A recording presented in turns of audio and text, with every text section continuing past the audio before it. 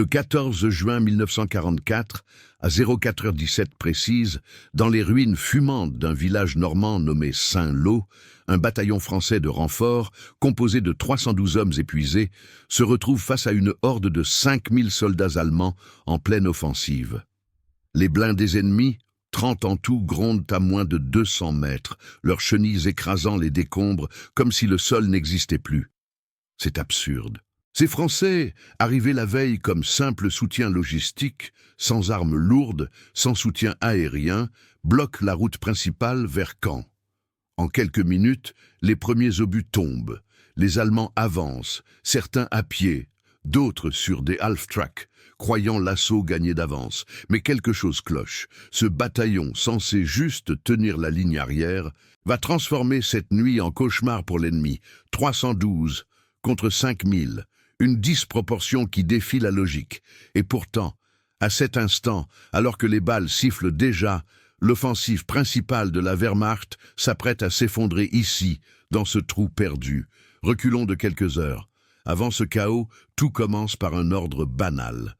Le capitaine Henri Duval, 38 ans, originaire d'un petit bourg près de Lyon, reçoit la mission à minuit. Duval n'est pas un héros de roman. C'est un homme ordinaire, mécanicien de formation avant la guerre, réformé une fois pour une blessure à la jambe en 1940. Il a rejoint la résistance en 42, discret, efficace, pas de discours enflammés, juste des actions. Son bataillon, le 2e de renfort de la 2e DB, est un mélange hétéroclite. Des anciens de la France libre, revenus d'Afrique du Nord, des recrues fraîches de 20 ans et quelques officiers usés par les combats en Italie. Ils ont traversé la Manche 2 jours plus tôt, entassés dans des barges qui tanguaient sous les vagues. Duval, avec sa barbe de 3 jours et son regard fixe, sait que la Normandie est un enfer. Les cartes montrent les lignes mouvantes, les poches de résistance allemande partout. Mais personne n'imagine que leur rôle sera plus qu'un appoint. Duval est ce genre d'homme qui parle peu.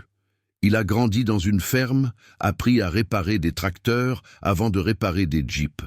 En 40, quand les Allemands ont envahi, il a vu son village pillé. Pas de rage spectaculaire, juste une détermination froide. Il a saboté des convois la nuit, évite les patrouilles. En Afrique, avec Leclerc, il a marché des centaines de kilomètres sous le soleil, combattu à Kasserine. Là, il a perdu son premier ami, un gamin de Marseille fauché par une mine.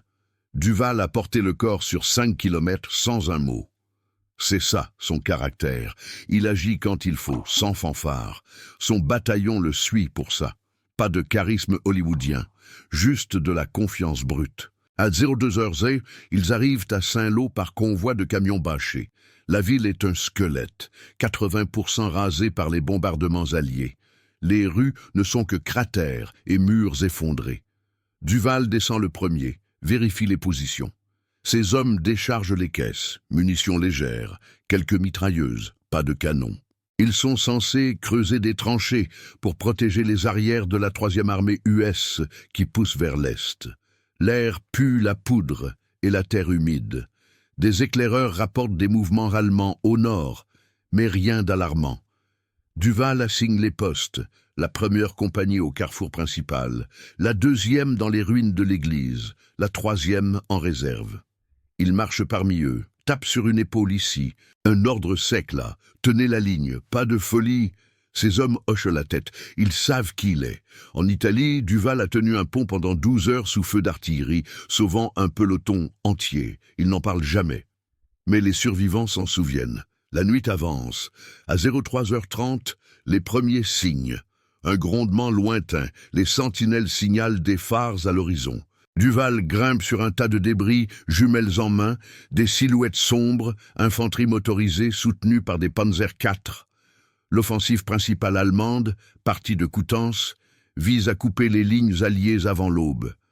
5000 hommes, 30 blindés visent en camp pour contre-attaquer le débarquement. Les renforts français sont pile sur leur chemin.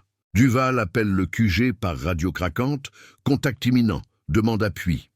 Réponse, tenez 30 minutes. L'artillerie arrive. 30 minutes. Contre ça. Duval raccroche, sort son revolver. Il sait que les décisions sous pression, c'est son domaine. En 43, près de Tunis, il a détourné un convoi ennemi avec 20 hommes, sous les balles. Près de la mort? Oui, une fois, une grenade qui a explosé à 2 mètres, lui laissant une cicatrice sur l'épaule. Il en rit presque maintenant. L'escalade commence à 04h. Les premiers tirs. Une patrouille allemande heurte la pure compagnie. Cris dans la nuit. Balles traçantes qui zèbrent l'obscurité. Duval court vers le carrefour, fusil en bandoulière. Ses hommes ripostent, couchés derrière des barricades improvisées. Un half-track ennemi s'avance. Mitrailleuse crachant le feu. 3 Français tombent d'un coup. Un sergent, 2 bleus. Duval hurle « Mitrailleuse en position !» Les tubes s'alignent, crépitent. Le véhicule s'immobilise, fumant. Mais d'autres arrivent. Le sol tremble. À 04h10, les blindés percent la ligne Est. Infanterie allemande qui charge, baïonnettes au clair, profitant de l'ombre. 500 mètres de terrain ouvert, jonché de gravats.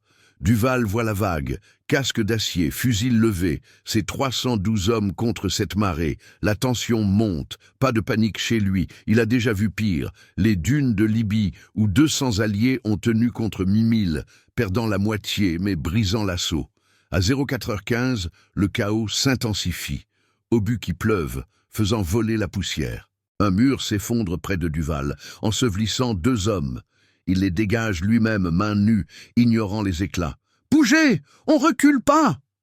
Ses ordres claquent, calmes, précis. La 2e compagnie, dans l'église en ruine, ouvre le feu. Grenades qui explosent, silhouettes qui s'effondrent. Les Allemands hésitent, surpris par la résistance. Duval réalise. Ils les prennent pour une unité d'élite, et pas des renforts. Mais la vérité, c'est la fatigue, la peur contenue et cette cohésion forgée dans le désert. Un officier ennemi à 100 mètres hurle des ordres. Duval vise, tire. L'homme tombe. Premier impact psychologique. Les assaillants ralentissent. Pourtant, les chiffres écrasent. 10 morts français déjà contre une centaine d'Allemands. Mais les blindés approchent toujours, leurs canons pivotant. Le pic arrive à 04h17, Duval au centre, radio en main. Artillerie maintenant. Silence, puis un sifflement. Les obus alliés tombent, 200 mètres trop courts. Explosion qui secoue tout. Duval plonge, oreille bourdonnante. Ses hommes tiennent, criant pour couvrir la peur. Un panzer passe, écrasant un camion français. Mitrailleuse qui balaie la position. 5 morts en secondes. Duval rampe, ordonne un flanquement, la 3e compagnie contourne par les ruines, lance des cocktails Molotov, feu liquide sur les flancs blindés, cris allemands, panique, le bataillon, simple renfort, devient le pivot. La tension est palpable, chaque seconde compte, chaque tir un pari. Duval sent le poids, une mauvaise décision, et c'est la fin. Mais il a déjà frôlé ça, en Sicile, où il a choisi de charger au lieu de fuir, sauvant sa compagnie. À 04h25, le tournant. Les Allemands, désorganisés, reculent légèrement. Duval pousse. « Avancez! Pas de quartier !» Ces hommes, couverts de sueur et de sang, suivent. Les pertes montent, 20 Français au sol. Mais l'offensive ennemie saigne. Les blindés hésitent, coincés dans les décombres. C'est là que la radio crachote, appui aérien en route. Mais Duval sait, au fond, que c'est leur ténacité qui a tenu. L'aube pointe, rosée sur les ruines. Le bataillon, épuisé, a stoppé la vague principale. Pas par miracle, par choix, seconde après seconde. La tension à Saint-Lô ne faiblit pas. À 04h27, Duval sent le sol vibrer sous ses bottes. Les blindés allemands, ces panzers qui semblaient invincibles, patinent dans les gravats. Les chenilles crissent, arrachent des morceaux de rue défoncés. Ces hommes, la 3e compagnie, lancent encore des cocktails Molotov. Des flammes jaillissent, lèchent les tôles chaudes. Un cri perçant monte de l'intérieur d'un véhicule. Un pilote allemand qui sort, en feu, titubant avant de s'effondrer. Duval ne regarde pas 2 fois. Il hurle « Couvrez le flanc gauche, ils vont contre-attaquer !» Les Allemands ne reculent pas vraiment, c'est une feinte. À 04h28, une salve d'obus s'abat sur le carrefour. Le sol explose à 10 mètres de Duval. Il est projeté en arrière, atterrit sur le dos, le souffle coupé. Poussière partout comme un voile épais. Il tousse, se relève d'un bond. À sa droite, le jeune recrue. Un gamin de 19 ans nommé Pierre gît immobile, une jambe tordue sous un bloc de béton. Duval le tire par le col, le traîne vers un abri. « Respire, petit, on bouge !» Pierre gémit, mais suit. Pas le temps pour les détails. Autour d'eux, les balles sifflent, ricochent sur les murs effrités. Chaque impact fait jaillir des étincelles. Duval sait que c'est maintenant ou jamais. Il a déjà vécu ça. En Tunisie, sous le feu des Stukas. Là, il avait ordonné une retraite feinte pour attirer l'ennemi dans un piège. Résultat, une compagnie sauvée, mais 10 morts pour rien. Ici, pas de retraite possible. La route derrière mène droit aux lignes US. Et si les Allemands passent, c'est Caen qui tombe. Il attrape la radio, voix ferme. QG, artillerie sur coordonnées 47-12, immédiat. Blindé à 150 mètres. La réponse grésille. 5 minutes. Tenez, 5 minutes. Une éternité. À 04h30, l'infanterie allemande charge à nouveau. Pas en vague désordonnée cette fois. Organisée. 100 hommes, peut-être plus, rampant dans les ombres des ruines. Casques camo, fusils au poing. Ils visent l'église, où la 2e compagnie s'accroche. Duval voit le sergent Moreau, un vieux de Bir Hakeim, pointer sa mitrailleuse. Le canon chauffe, crache une rafale continue, corps qui tombent en avant, 10, 15. Mais les Allemands ripostent. Une grenade atterrit près de Moreau. Explosion sourde. Il est projeté, bras en l'air. Duval court, couvert par 2 hommes. Il atteint l'église en rampant, trouve Moreau saignant du ventre. « Tiens bon, j'envoie du renfort. » Moreau hoche la tête, il serre les dents. Duval a vu des types comme lui tenir des heures avec pire. En Italie, près de Cassino, un copain avait combattu avec un poumon perforé. Duval l'avait évacué sous les balles. Ça forge le caractère. La nuit pulse de cris et de détonations. À 04h32, un half-track ennemi force le passage au carrefour. Mitrailleuse montée qui balaie tout. 3 Français de la première compagnie s'effondrent d'un coup, criblés. Duval ordonne « Grenade, flanquez-le !» Ces hommes obéissent, rampent par les côtés. Un cocktail Molotov vole, atterrit sur le capot. Feu immédiat. Le véhicule dévie, heurte un mur, explose en boule orange. Chaleur qui brûle la peau à 20 mètres. Duval sent l'odeur de caoutchouc brûlé, mélange à celle du sang. Ces 312 sont maintenant à 280. 23 morts en 20 minutes. Les Allemands en perdent le triple, mais ils poussent encore. Un officier SS, reconnaissable à son manteau noir, dirige la charge depuis un panzer. Il hurle des ordres en allemand, voix rauque par-dessus le bruit. Duval vise avec son fusil. Le coup part. L'officier titube, s'agrippe à la tourelle. Impact direct. Les Allemands hésitent une seconde, regardent leur chef tomber. C'est le moment. Duval saute sur ses pieds. Avancez, prenez-les de front. La 3e compagnie surgit des ruines, fusil crachant. Une mêlée s'engage à 50 mètres. Baïonnette qui claque, corps à corps dans la poussière. Un Français, un grand gaillard d'Alsace, enfonce sa lame dans un Allemand, puis se fait abattre par un autre. Duval tire, touche l'assaillant. Le chaos est total, cris mêlés, halètements, métal contre métal. Il sent son cœur cogner, mais garde le contrôle. Comme en Libye, où il avait tenu une position avec 8 hommes contre une platoune entière. Ils avaient gagné par pur entêtement. À 04h35, les obus alliés arrivent enfin. Sifflement aigu, puis impact précis. Le premier panzer est touché. Une tourelle qui saute comme un bouchon.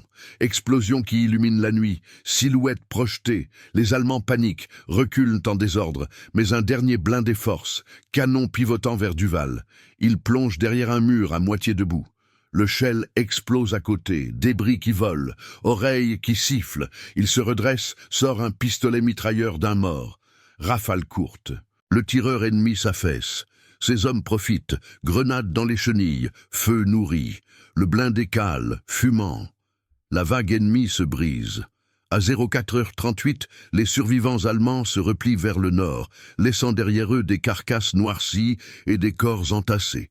Duval compte vite. 32 Français au sol maintenant, dont 5 prisonniers ennemis qu'il capture sur le vif. Ces hommes, couverts de suie et de sang, s'appuyaient sur leurs fusils, respirant fort. Pas de cri de victoire, juste un silence lourd, ponctué de gémissements. Duval marche parmi eux, tape une épaule, vérifie les blessés. Pierre, le gamin, est pansé sommairement. Blême, mais vivant. Moreau est évacué vers l'arrière. Duval sait que l'offensive est stoppée. Les 5000 n'avanceront pas ce jour-là. Pas grâce aux obus, mais à ces 312 qui ont tenu, seconde par seconde. Pourtant, la bataille n'est pas finie. À 04h40, des éclaireurs rapportent, renforts allemands en approche, plus au sud. Duval attrape la radio. Position tenue, demande munitions. Il regarde l'aube grise se lever sur les ruines. Son bataillon, simple renfort, a infligé 400 pertes ennemies en 1 heure. Les chiffres parlent. Mais pour lui, c'est plus que ça. C'est la preuve que sous pression, un homme ordinaire choisit de ne pas céder. Il a frôlé la mort encore, une fois de plus, comme en 42, quand une patrouille l'avait cerné dans une grange. Il s'en était sorti en silence, en attendant le bon moment. Ici, même chose.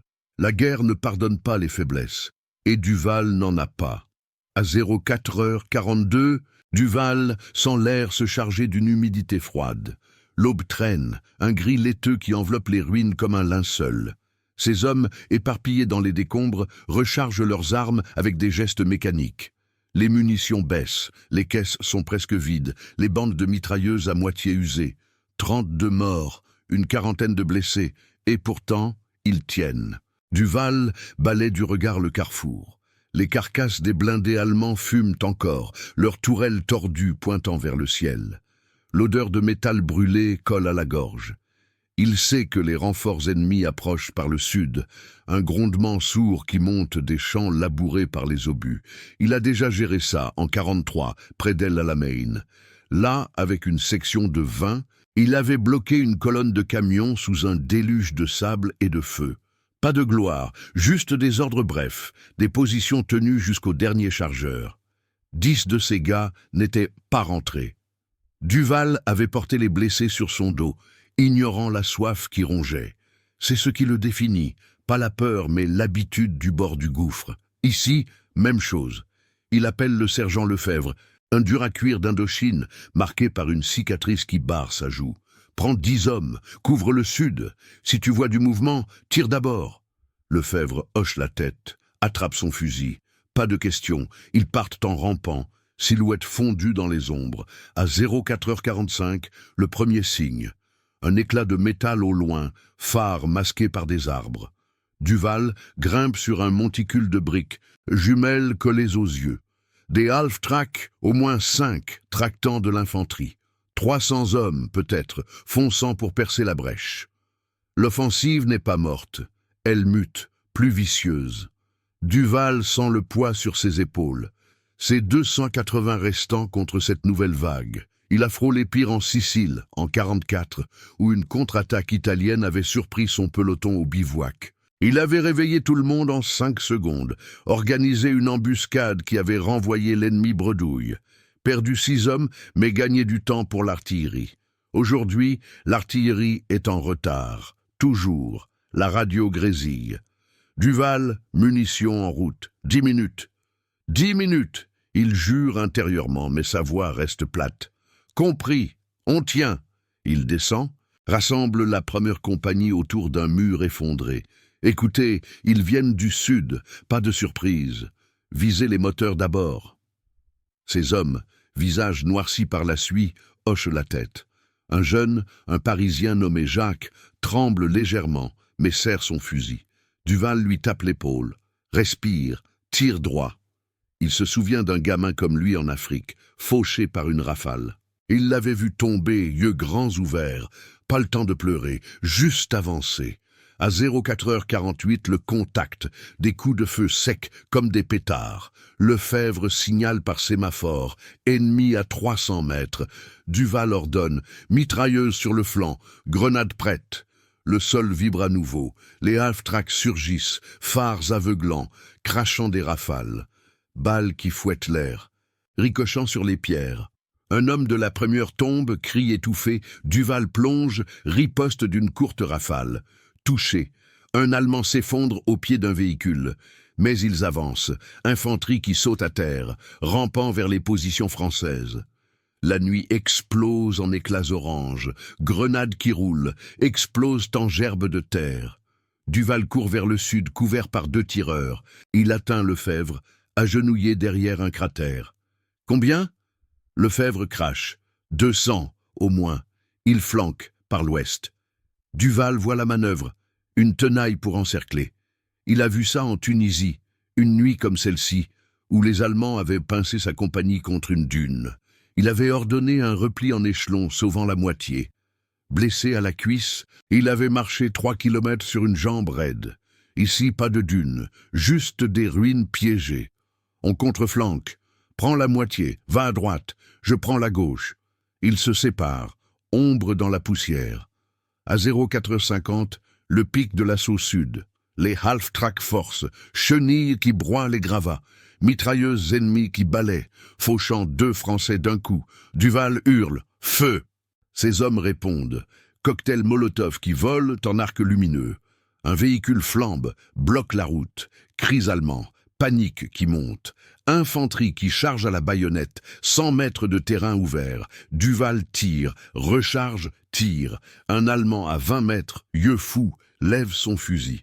Duval est plus rapide, impact au torse, l'homme s'écroule à genoux, le chaos psychologique frappe. Le cœur qui cogne, la sueur qui pique les yeux, l'odeur de cordite qui étouffe. Duval sent la fatigue, mais pousse. Comme en Italie, où il avait tenu un col sous mortier pendant 8 heures, décisions en rafale. Avancer ou creuser. Il avait choisi creuser, évitant un massacre. À 04h52, l'église tremble. Une salve d'obus allemands la frappe, murs qui s'effritent en cascade. La 2e compagnie riposte, mais perd du terrain. Duval radio, appuie sur église, maintenant. Silence, puis un sifflement. Obus alliés, enfin. Impact qui secoue, un half-track pulvérisé à 50 mètres. Feu et débris partout. Les Allemands hésitent, regroupent. Duval profite. Chargez le centre. La 3e surgit, fusils au poing, mêlée brutale, lame qui claque, poing qui cogne.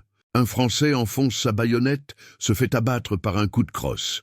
Duval tire au jugé, touche un assaillant qui visait Lefebvre. Le sergent lui fait un signe. Vivant. Les minutes s'étirent. À 04h55, les munitions arrivent enfin. Caisse larguée par un jeep US, fonçant sous les balles. Duval les fait distribuer en courant. Rechargez, pas de pause. Ces hommes s'activent, bande neuve qui claque dans les armes. Les pertes grimpent. 40 Français au sol maintenant, contre 150 ennemis. Mais la ligne tient. Duval voit un panzer isolé, canon pivotant. Il ordonne un bazooka, récupéré d'un mort. Tire, roquette qui file, explose sur le flanc. Le blindé déraille, s'immobilise en crachant de la fumée. Impact moral, les Allemands reculent, désorganisés. À 04h58, le soleil pointe, un disque pâle. Duval compte ses forces, 260 encore debout, épuisés mais solides. Les renforts ennemis, saignés, se replient vers les champs. Il a déjà gagné du temps comme ça, en 42, sabotant un pont sous les projecteurs, près de la mort. Une balle qui avait frôlé son casque, laissant une entaille. Il en avait ri plus tard avec ses hommes autour d'un feu. Ici, pas de rire. Juste la certitude que le choix, sous pression, forge le destin. L'offensive principale saigne, stoppée par ses renforts ordinaires. Mais la guerre continue, et Duval sait, 1 heure de plus, et tout peut basculer. Le bataillon respire, mais la vigilance reste. Duval marche parmi les blessés, vérifie les bandages. Un homme murmure « Capitaine, on l'a eu !» Duval hoche la tête sans sourire. Pour l'instant, il regarde l'horizon, où des silhouettes alliées approchent enfin. La nuit a révélé ce qu'il est. Un homme qui décide, qui tient, parce qu'il n'y a pas d'autre chemin. La guerre ne demande pas plus, juste ça. À 05h, l'aube s'installe enfin, un voile gris qui efface les ombres, mais pas le chaos. Duval essuie la sueur de son front, le fusil encore chaud dans ses mains. Ces 260 hommes halètent, accroupis derrière les barricades de fortune. Les ruines de Saint-Lô fument, un labyrinthe de béton brisé et de métal tordu. L'air porte l'odeur âcre de la poudre et du carburant brûlé. Au sud, le grondement persiste. Les renforts allemands, ces half-tracks qui ont forcé la nuit, se regroupent. Pas de retraite totale. Ils ajustent, préparent un nouvel assaut. Duval le sent dans ses os. Il a déjà vu ça, en 43, près de Kasserine, où une pause dans le feu n'était qu'un piège. Là, il avait ordonné un feu roulant avec une douzaine d'hommes, brisant une charge qui semblait inarrêtable.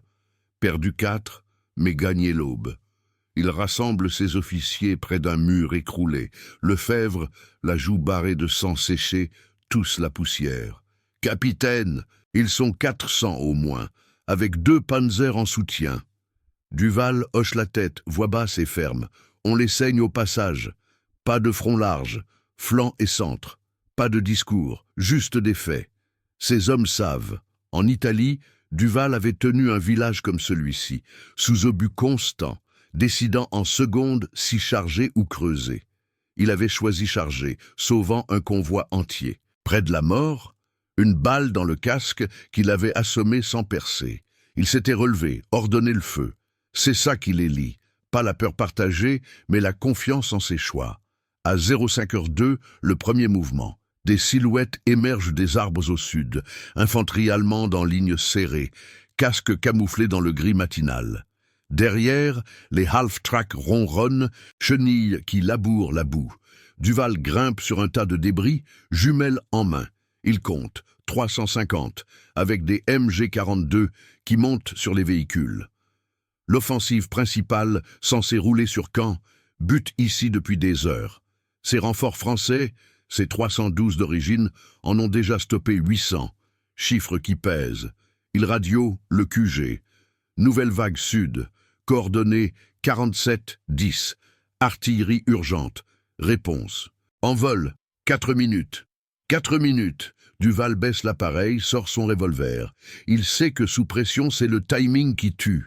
En Afrique, il avait attendu un appui aérien comme ça, tenu avec des grenades maison contre des Stuka. Perdu un bras d'un copain, mais tenu. Les Allemands avancent à 200 mètres. Pas de charge folle, méthodique. Ils rampent, couvrent avec des tirs de suppression. Balles qui claquent soulèvent la terre près des positions françaises. Un homme de la 3e compagnie, un breton trapu, se redresse pour viser. Une rafale le cueille. Il s'effondre, gorge ouverte. Duval hurle. « Couchez! Attendez mon signal !» Ses ordres claquent par-dessus le vacarme. La 1re compagnie, au carrefour, aligne les mitrailleuses. Canon qui chauffe déjà.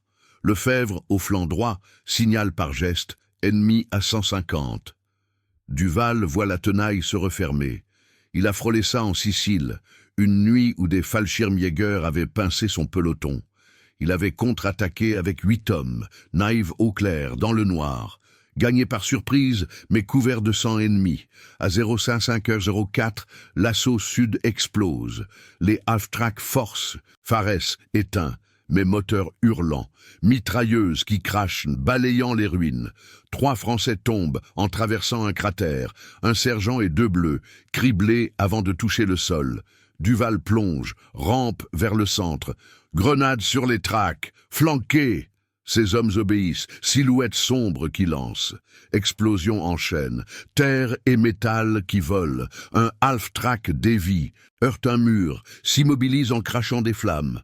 Cris allemands à l'intérieur étouffés, mais les autres poussent, infanterie qui charge, 100 mètres de terrain piégé. Baïonnettes luisantes sous l'aube naissante. Duval court, couvert par Jacques, le Parisien qui tremble encore mais tire droit. Une balle frôle son épaule, déchire la manche. Il ignore, vise un officier ennemi à 50 mètres. Coup de feu, l'homme s'affaisse, ordre coupé net. Impact, les assaillants hésitent, se couchent. Duval profite. Feu nourri, avancé par section. La 2e compagnie, depuis l'église effritée, ouvre les vannes. Mitrailleuses qui rugissent, corps qui s'entassent. 10 Allemands au sol en 10 secondes. Mais un panzer surgit, canon pivotant. Shell qui siffle, explose à 20 mètres. Onde de choc qui renverse Duval. Il roule, oreilles bourdonnantes, se relève. Poussière partout. Il sent le chaos dans sa tête, le pouls qui martèle, les décisions qui fusent. Comme en Libye, où un obus l'avait enterré vivant. Il s'était extrait seul, réorganisé son groupe en 2 minutes. À 05h06, la mêlée. Les Allemands percent le flanc ouest, 50 hommes qui surgissent des ruines. Corps à corps, un Français enfonce sa baïonnette dans un ventre, se fait abattre par un coup de crosse. Duval tire au jugé, touche l'assaillant. Lefebvre charge, couteau en main, tranche une gorge, sang chaud qui gicle. Le sergent hurle. Il flanque, centre. Duval pivote, ordonne un repli partiel. Pas de panique. Ses 250 restants se repositionnent, fusil crachant. Un half-track force le passage, mitrailleuse qui balaie, 5 morts français d'un coup. Duval rampe, attrape un bazooka abandonné, vise le flanc, tire, roquette qui file, explose. Le véhicule flambe, bloque la rue, chaleur qui roussit les sourcils. Cri de douleur ennemie. La tension grimpe. À 05h08, les obus alliés tombent. Précis cette fois. Impact qui secoue le sol, un panzer pulvérisé à 100 mètres. Tourelle qui saute, feu qui illumine. Les Allemands reculent, mais lancent une contre-charge désespérée. 200 qui foncent, profitant du chaos. Duval voit le risque. Si le centre cède, c'est fini. Il a déjà décidé sous Pire en 42, près de Lyon, où une patrouille l'avait cerné dans une ferme. Il avait attendu, puis frappé au bon moment, tuant 3 sans un bruit. Ici, il hurle « Tenez, artillerie couvre !»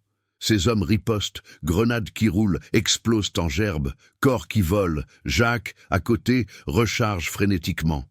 Une balle l'effleure, il continue. Duval lui crie « Bien, tire !» À 05h10, le pic sud. Un second panzer avance, chenille qui broie les décombres, canon qui pivote vers l'église. Duval court, couvert par Lefebvre. « Bazooka ici !» Un homme lance. Roquette qui touche la chenille, le blindé cale tire au jugé, Shell qui rate, explose dans un mur, débris qui pleuvent, Duval sent la proximité. La mort a un souffle. Comme en Tunisie, une grenade à 2 mètres, cicatrice sur l'épaule. Il riposte, mitrailleur en main, rafale qui abat le tireur ennemi. Ses hommes profitent, cocktail Molotov qui pleuvent. Feu liquide sur le panzer, cri à l'intérieur. L'équipage sort, mitraillé sur place. Les Allemands faiblissent. À 05h12, ils se replient en désordre, laissant 200 corps et 5 véhicules en feu. Duval compte. 45 Français au sol maintenant, dont 10 du sud. Ces 255 tiennent, épuisés, mais la ligne est intacte. L'aube claire révèle l'horreur, ruines noircies, tapis de casques. Il marche, vérifie les positions. Lefebvre, essuyant son couteau, murmure « On les a eus encore ». Duval hoche la tête. Pour l'instant. Il sait que l'offensive saigne, mais la guerre n'offre pas de pause. Radio, renfort, US en approche. Mais c'est eux qui ont tenu par ces choix froids, seconde après seconde. La peur rôde, mais Duval l'ignore. Comme toujours, un homme ordinaire, forgé par le feu, et le bataillon suit. À 05h15, le soleil monte, un disque froid qui perce les nuages bas. Duval sent l'air se charger d'une humidité salée, mélange de sueur et de terre retournée. Ces 255 hommes s'accroupissent dans les ruines, fusils serrés, yeux rivés au sud. Les Allemands, ces 350 qui ont chargé comme une marée, laissent derrière eux un sillage de corps et de métal fumant. Mais le grondement persiste. Duval sait, l'offensive n'est pas brisée. Elle gronde encore, plus loin, avec des renforts qui affluent. Il a déjà tenu des lignes comme ça, en 43, près de Tunis, où une pause n'était qu'un leurre. Là, il avait ordonné un feu croisé avec 15 hommes, saignant une colonne entière, perdu 5, mais gagné l'aube. Ici, l'aube est là, et elle n'apporte pas la paix. Il balaie le terrain du regard. Les half-tracks en feu crépitent, flammes qui dansent sur les tôles. Un cri étouffé monte d'un blessé allemand, traîné par 2 Français vers l'arrière. Duval ignore. Pas le temps. Lefebvre, à ses côtés, recharge sa mitrailleuse, main tremblante mais précise. « Capitaine, ils reviennent. Écoutez. » Duval tend l'oreille. Un ronflement sourd, comme un orage roulant. Panzer, au moins 3, soutenus par de l'infanterie. 500 hommes maintenant, l'estimation rapide. L'offensive principale, partie pour Caen, bute sur ce bataillon depuis l'aube. 312 contre 5000 au total. Les chiffres écrasent, mais Duval ne fléchit pas. Il radio. QG, vague finale sud, coordonnées 4709, tout ce que vous avez. Réponse craquante. Avions en approche. 2 minutes. 2 minutes. Il raccroche, sort son pistolet. Sous pression, c'est le calme qui gagne. Comme en Sicile, une grenade à 1 mètre, éclat dans la chair. Il avait continué, ordonné le feu. À 05h17, ils surgissent. Les panzers percent les arbres, chenilles qui broient les haies. Derrière, infanterie en ligne, casque d'acier luisant sous le soleil naissant, mitrailleuses qui montent sur les tourelles, crachant déjà, balles qui sifflent, claquent sur les murs. Duval plonge derrière un cratère, terre qui vole à ses pieds. Position! Feu sur les chenilles! Ses ordres claquent, net. La première compagnie répond. Mitrailleuses qui rugissent. Rafale continue, impact qui ricoche sur les blindés, un panzer avance, canon pivotant, Shell qui hurle, explose à 10 mètres. Onde de choc qui secoue Duval, poussière dans la bouche, il tousse, se redresse. Cœur qui cogne, mais esprit clair. Il voit Jacques, le Parisien, viser un fantassin à 80 mètres. Tire, l'homme tombe, roulant dans la boue. Le chaos s'emballe. À 05h18, l'infanterie charge, 200 qui rampent, fusils au poing. Grenades qui volent des ruines françaises, explosent en gerbes. Cris allemands, mêlés aux détonations. Duval court vers le flanc gauche, couvert par Lefebvre. Une balle frôle son casque, entaille le métal. Il ignore, tire au jugé. Touché. Un sergent ennemi s'affaisse, ordre coupé. Ses hommes suivent, ombre dans la fumée. La troisième compagnie flanque, cocktail Molotov qui arc-boute. Feu sur un panzer. Flamme qui lèche, équipage qui saute, mitraillé au sol. Cris perçant. Odeur de chair brûlée. Duval sent le poids psychologique, la fatigue qui ronge, les décisions qui fusent. Avancer ou tenir? Il choisit tenir. Comme en Libye, où il avait bloqué un convoi avec des mines improvisées, sous les balles, près de la mort. Un éclat dans le bras, ignoré pour ordonner la retraite. À 05h19, la mêlée sud. Les Allemands percent à 50 mètres, baïonnette au clair. Corps à corps brutal, un Français enfonce sa lame dans un torse, se fait abattre par une crosse. Sang qui gicle, halètement rauque. Duval pivote, revolver en main. 2 tirs, un assaillant tombe, gorge ouverte. Lefebvre charge à côté, couteau qui tranche. « Il passe !» hurle-t-il. Duval hurle en retour. « Grenade! Bouchez la brèche !» Explosions enchaînent. Odeur qui jaillit. 10 Allemands au sol, mutilés. Mais un second Panzerforce, chenille qui écrase un mur. Mitrailleuse qui balaie, 3 Français criblés, corps qui tressautent. Duval rampe, attrape un bazooka, vise le flanc. Roquette qui file, siffle, impact. Tourelle qui saute, explosion orange qui illumine, chaleur qui brûle la peau. Il sent le chaos dans sa tête, vision floue, et boule qui martèle, comme en Italie, un obus qui l'avait enseveli. Il s'était extrait, réorganisé en secondes. À 05h20, le pic final. Les avions alliés grondent au-dessus, silhouettes sombres contre le ciel clair. Bombes qui pleuvent, sifflements aigus, impact précis sur les panzers restants. Un explose en boule de feu, l'autre déraille, fumant. Les Allemands paniquent, infanterie qui se disperse. Mais 100 chargent encore, désespérés. Duval saute sur ses pieds. « Feu! Tout le monde !» Ces 250 ripostent, fusils qui crachent en cadence, corps qui tombent en rang, 20, 30. Un officier SS hurle des ordres, manteau noir taché de boue.